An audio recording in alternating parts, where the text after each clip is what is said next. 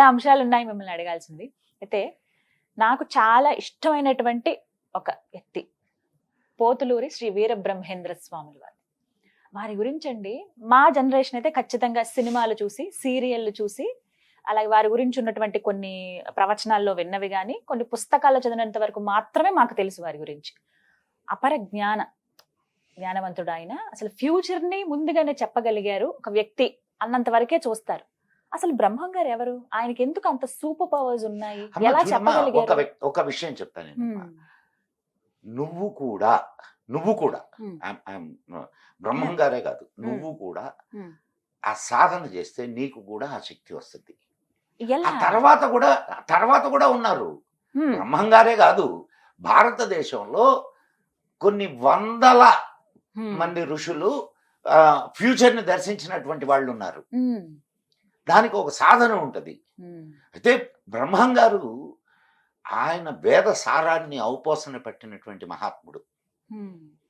ఒక విషయం చెప్తే, బ్రహ్మం గారే కాదు, అటువంటి అద్భుతమైన వాడు వేమన.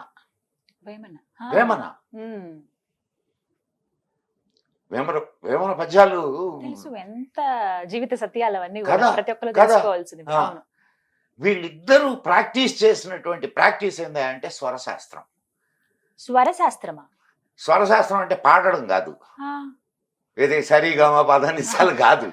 స్వరము అంటే శ్వాస. ఈ శ్వాసని ఇడ, పింగళ, సుషుమ్న, మూడు నాడులు ఉంటాయి. నువ్వు జాగ్రత్తగా, అంటే ఎవడు గమనించడు జనరల్ గా, నీకు ఎప్పుడు రెండు ముక్కులు ఆడవు. గాలి పీల్చేటప్పుడు ఒక ముక్కు ఎక్కువ పీలుస్తుంది, ఒక ముక్కు చాలా తక్కువ పీలుస్తుంది. ఇప్పుడు మీరు అన్న వెంటనే గమనిస్తే అర్థమైంది. కరెక్ట్. అది నీకు రాత్రిపూట కూడా కొంతసేపు ఈ ముక్కు, కొంతసేపు ఈ ముక్కు, ఇటువైపుది కుడివైపుది, కొంతసేపు ఎడమ వైపుది ఆడతాయి, కొంతసేపు రెండు ఆడతాయి. అది సుషుమ్న. ఇది ఇడ, పింగళ, చంద్రనాడి, సూర్యనాడి, సుషుమ్న. దీన్ని ఇదేంది స్వరశాస్త్రము, దీని మీద కంట్రోల్. ఇది నీకు దేన్ని ఇస్తుంది? గాలిని ఇస్తుంది, శ్వాసను ఇస్తుంది. శ్వాస ఏం చేస్తుంది? ప్రాణవాయువు. అది అంటే ప్రాణాన్ని నీ అధీనంలోకి తీసుకోవడం ఈ స్వరశాస్త్రం నేర్పిస్తుంది. నువ్వు ఎప్పుడు కావాలంటే అప్పుడు ఏ నాడిని కావాలంటే ఆ నాడిని ఉద్దీపింప చేయొచ్చు. దానికి కొన్ని టెక్నిక్స్ ఉన్నాయి. నా చేతుల్లోనే ఉంటుంది, నీ చేతుల్లోనే ఉంటాయి. చంద్రనాడి పనిచేస్తూ ఉంటే నీ బాడీ శీతలత్వాన్ని పొందుద్ది. సూర్యనాడి పని చేస్తూ ఉంటే నీ బాడీ ఉష్ణత్వాన్ని పొందుద్ది. రెండూ అవసరమేగా నీకు? ఖచ్చితంగా అవసరం. మరీ చల్లగున్నా అది ప్రాణానికి ప్రమాదం, మరి వేడిగున్నా ప్రమాదమే. కాబట్టి ఈ రెండింటిని బ్యాలెన్స్ ని మెయింటైన్ చేసేది ఈ రెండు అన్నమాట. ఓకే. అండ్ నీకు రాత్రిపూట పడుకుంటావు కదా, శాస్త్రం ఏం చెప్పుద్దంటే సూర్యనాడి ఆడేటట్టుగా పడుకొని నిద్రపోవాలి. ఎట్లా ఆడుద్ది? ఒకవైపుకి తిరిగి పడుకోమంటారు, అందుకని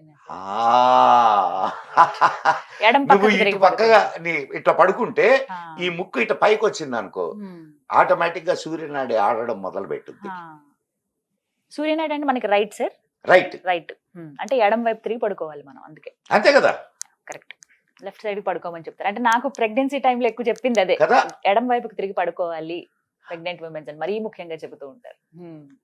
వాటిని మన దినచర్యలోకి తీసుకొని వచ్చేసారు మన వాళ్ళు. తీసుకొని వచ్చి మనం ఆరోగ్యంగా బ్రతకడానికి కావలసినటువంటి అన్ని ఈ స్వరశాస్త్రాన్ని అభ్యసిస్తే బాడీలో ఎన్ని నాడులు ఉన్నాయి, ఎన్ని హంసల జపం జరుగుద్ది, ఏ నాడి ఎక్కడెక్కడ వైబ్రేట్ అవుద్ది, ఇవన్నీ నీకు అనుభవంలోకి వస్తాయి. దీని ద్వారా నీ అంటే షట్చక్రాలు అని అంటారు కదా, నీ యోగ క్రియని ముందుకు నడిపించవచ్చు. అట్లా అలా ఒక్కొక్కటి ఒక్కొక్క develop యోగ చేసుకోవచ్చు. క్రియలో ఉమ్, నువ్వు ముందుకు నడిచే కొద్దీ ఉమ్, నీకు కొన్ని శక్తులు నీకు తెలియకుండానే నీకు వస్తాయి. ఉమ్. కుండలిని కుండల్ని జాగృతం అంటారు. జాగ్రత్త. కుండల్ని జాగృతం అయ్యి ఒక్కొక్క- మూలాధారం దగ్గర ఆ. స్టార్ట్ అయితే అలా సహస్రారం వరకు సార్ ఇది సహస్రారం వరకు వెళ్తే ఇంకేముండదు. విశ్వమేగ ఆజ్ఞాచక్రం. ఆజ్ఞాచక్రం వరకు ఉమ్. ఆపుతారు. ఉమ్, ఇంకా అక్కడి నుంచి సహస్రారం ఇట్స్ వెరీ నియర్. ఉమ్. ఆజ్ఞాచక్రమే చాలా కష్టం అసలు. అక్కడే సుషుమ్నా నాడి ఉండేది. కరెక్ట్, ఎగ్జాక్ట్ ఇక్కడ అర్థమైందా? కిందకి. సుషుమ్న ఇక్కడే ఉండేది. ఉమ్, సుషుమ్న నీకు దీని వల్ల ఇది ఈ స్వరశాస్త్రం వల్ల ఉమ్. సుషుమ్న నాడి కంట్రోల్లోకి వస్తుంది. ఆధీనంలో. కంట్రోల్లోకి వస్తుంది. అయితే ఇవన్నీ ప్రాక్టీస్ చేశారు బ్రహ్మం గారు లాంటి వాళ్ళందరూ. వారితో పాటు ఇంకెంతో మంది. ఎంతో మంది. ఎందుకమ్మా మన వేమన గారు చెప్పారు కదా, హా, వేమన గారు ఉమ్, ఇట్లా ఆయన బ్రహ్మం గారు ఎంత తపస్సు చేశారో అంత తపస్సు చేశారు. ఉమ్, ఆయన జీవసమాధి. అవును. జీవసమాధి అంటే ఏంటి? ఉమ్. మనిషి బతికుండగానే కప్పెట్టడం. కిందకి వెళ్ళిపోయి అలా కప్పెట్టడం అంతే. మనిషి సమాధి. బతికుండగానే కప్పెట్టడం. పెట్టేస్తారు. అవును. అది ఎట్లా? ఉమ్. మరి ఇప్పటికీ ఉన్నారన్న బిలీఫ్ అయితే ఉంది ఎస్ కొంతమందికి. ఎస్ ఎస్ ఉమ్, ఎస్. అట్లాంటి యోగులు నీకు మన రాష్ట్రంలోనే, ఉమ్, ఇది తెలంగాణలో ఉమ్. అనేక మంది యోగులు ఉన్నారు. ఓ, అలా అసలు జీవ సమాధి చెందిన వాళ్ళు. జీవసమాధి చెందిన వాళ్ళు. ఆహా. అంటే వీళ్ళు అంటే ఫ్యూచర్ ఎలా చెప్పగలిగారంటే ఈ నాడులు యాక్టివేట్ మరి చక్రాలు యాక్టివేట్. వాళ్ళకేముంది ఇప్పుడు ఒక విషయం అమ్మాయి, పాస్ట్ చెప్పగలుగుతున్నారా? పాస్ట్ చెప్తారు, జరిగిపోయిందని చెప్తారు. జరిగిపోయిన దాన్ని ఎట్లా చెప్తారు? అది మాత్రం ఎట్లా చెప్పగలరు? ఉమ్, ప్రతిదానికి ఒక సిస్టమ్ ఉంటుందమ్మా. ఆ Hmm. సిస్టమ్ ని నువ్వు అడాప్ట్ చేసుకోగలిగితే ఉమ్, నువ్వు చెప్పొచ్చు. Hmm. నువ్వు ఫ్యూచర్ ని కూడా చెప్పొచ్చు. నీకు గుజరాత్ లో భూకంపం వచ్చింది. ఉమ్, అవును.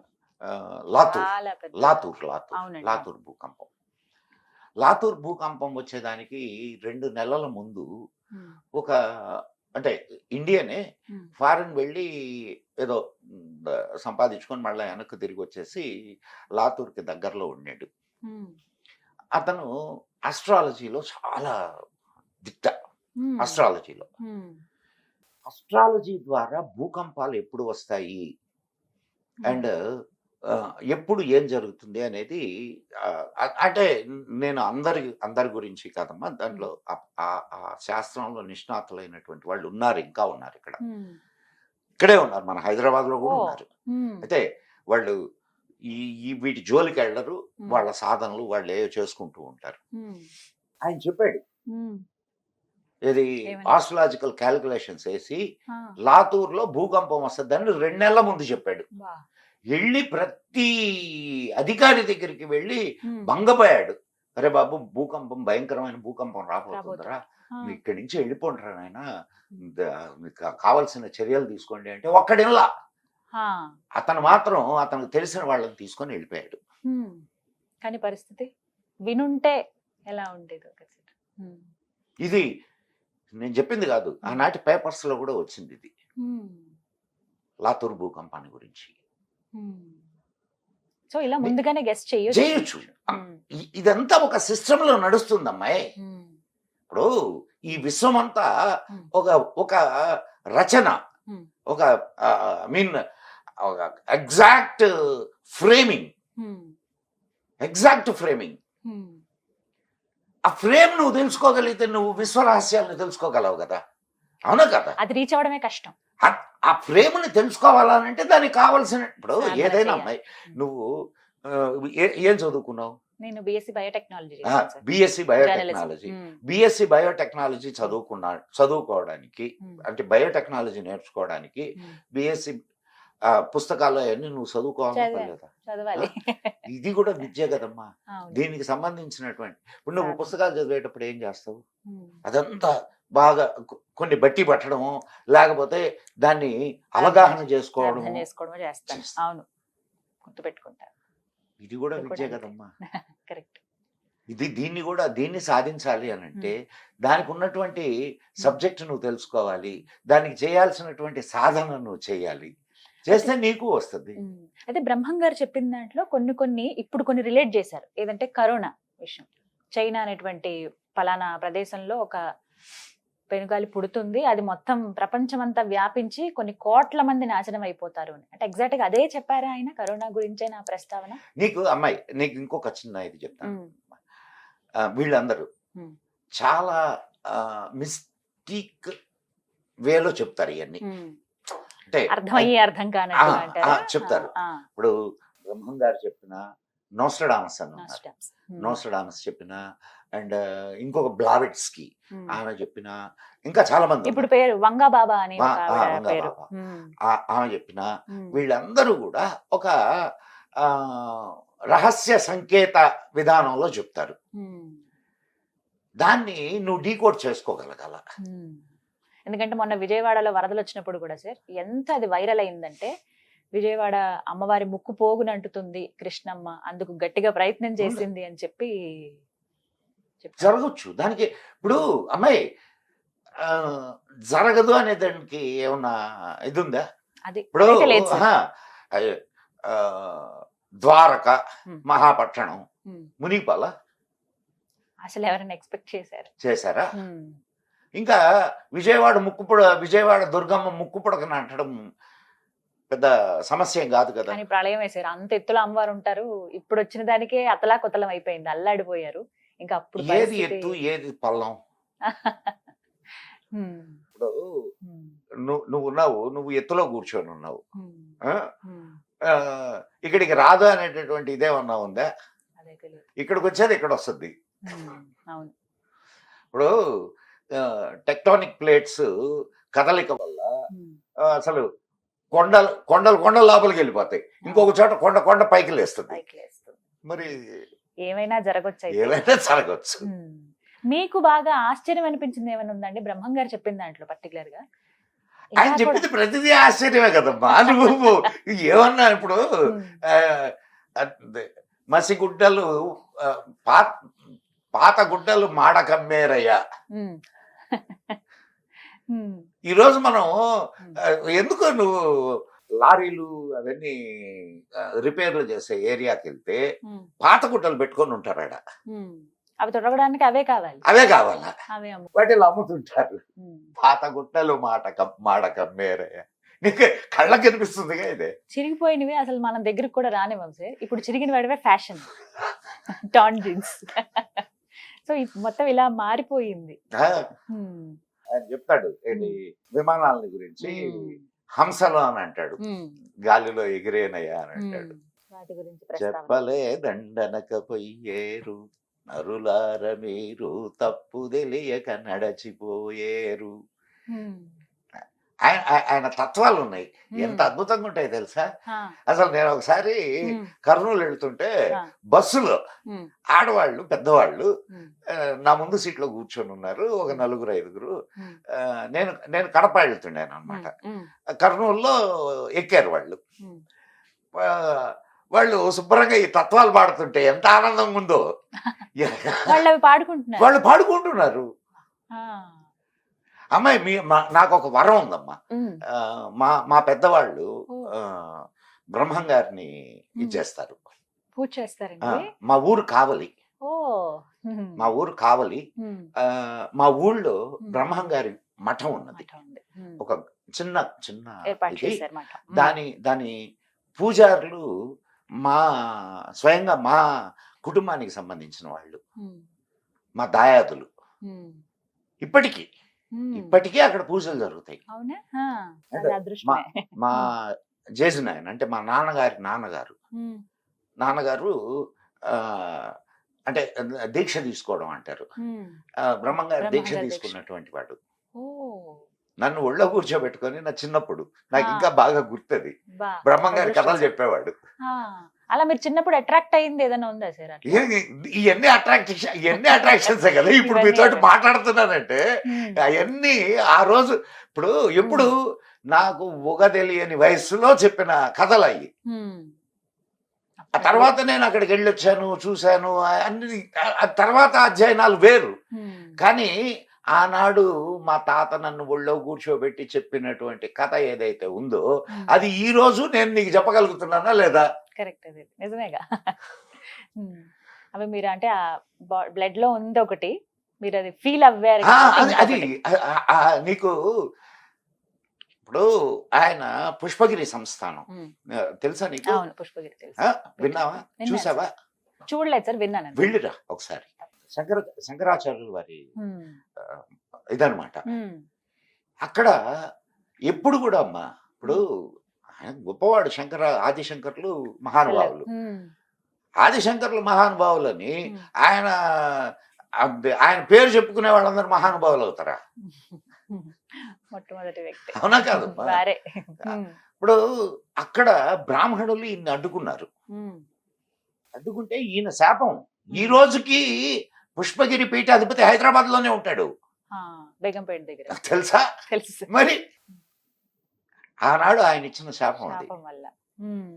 నేను వెళ్ళాను అక్కడ పుష్పగిరి. అక్కడ అమ్మవారి గుడి ఉంది లోపల. అమ్మవారి గుడి ముందు ఇంతెత్తు శ్రీచక్ర మేరు ఉన్నది. అంటే నేను చాలా రోజులు అయింది, చాలా సంవత్సరాలు అయింది వెళ్ళి. ఈ మధ్య కాలంలో వెళ్ళలేదు నేను. నాకు చాలా దగ్గర. ఇప్పుడు ప్రొద్దుటూరులో నా చెల్లెళ్ళు ఉన్నారు, నా బావలు. నాకు ప్రొద్దుటూరుకి 3 చెల్లెళ్ళని ఇచ్చాం కాబట్టి ప్రొద్దుటూరు వెళ్ళినప్పుడల్లా నాకు ఇవన్నీ చుట్టుపక్కలే. కాబట్టి మనం గమ్ముకుంటాంగా, ఎక్కడికి పోయినా తిరిగే కాలం తిట్టేనోరు ఊరుకోదని అక్కడ తిరిగేసి వస్తాం, ఇక్కడ తిట్టేస్తుంటాం. సో ఆ ఏరియాలన్నీ తిరిగి వచ్చాను నేను. అక్కడ ఒక ముసలావిడ చాలా పండు ముసలి ఆవిడ అక్కడ పూజాధికారులు నిర్వహిస్తుంది, లేడీ. ఆమెను అడిగితే, అయ్యా ఇక్కడ స్త్రీలే ఈ పీఠాన్ని అంటే మేరుని కొలవాలనే ఒక నియమం ఉందయ్యా అని చెప్పింది. మహిళలు మరి మహిళలకు అది లేదు, మహిళలకు ఇది లేదు, ఇవన్నీ ఎంత అవకాశం చూడండి. ఎంత అవకాశం అండి మా, చాలా గుళ్ళు ఉన్నాయి తెలుసా నీకు? స్త్రీలే పూజ చేస్తారు అక్కడ, మగవాళ్ళకి నో ఎంట్రీ. పూజ చేయడానికి దండం పెట్టుకోవడానికి ఎంట్రీ ఉంది, పూజ చేయడానికి లేదు. పూజారులుగా పూజ చేసే వాళ్ళుగా అలా ఎంట్రీ లేదు. చాలా ఉన్నాయి. బ్రహ్మంగారు కూడా మహిళలకి పెద్దపేట వేశారు కదా వారి అమ్మాయికి. 100 మంది కొడుకులున్నా ఒక కూతురు ఉండడమే గొప్ప అని చెప్తారు కదా. ఎప్పుడైనా అమ్మా, ఎందుకు ఇప్పుడు మన ఇళ్లలో కూడా అమ్మాయి పుట్టింది అని అంటే మహాలక్ష్మి పుట్టింది అని వెంటనే ఆ మాట వస్తుంది. అవునా కదా? మరి అంటే దాని అర్థం ఏంటి? ఇప్పుడు మన ఆడపిల్లల్ని ఇంట్లో కొంచెం ఆంక్షల్లో ఉంచుతున్నారు అని అంటే దానికి కారణం ఏంటంటే సామాజిక పరిస్థితులు, అంతే తప్ప ప్రేమ లేక కాదు. ఇప్పుడు దేన్ని జాగ్రత్తగా చూసుకుంటారమ్మా? విలువైన వస్తువునే కదా జాగ్రత్తగా చూసుకుంటారు. మరి విలువైన వస్తువే కదా, విలువైనదే కదా స్త్రీ, కాబట్టి జాగ్రత్తగా చూసుకుంటారు. కొంచెం జాగ్రత్త ఎక్కువ కావడం వల్ల వచ్చిన సమస్యలు ఇవన్నీ. మా దీన్ని హరిస్తున్నారు, స్వాతంత్రాన్ని హరిస్తున్నారు. ఇంకా కొన్ని పరిస్థితులు చూస్తే అలా అనాలనిపిస్తుంది సార్, కొన్ని చూస్తే ఓహో ఆకాశమే హద్దు అని అనాలనిపిస్తుంది.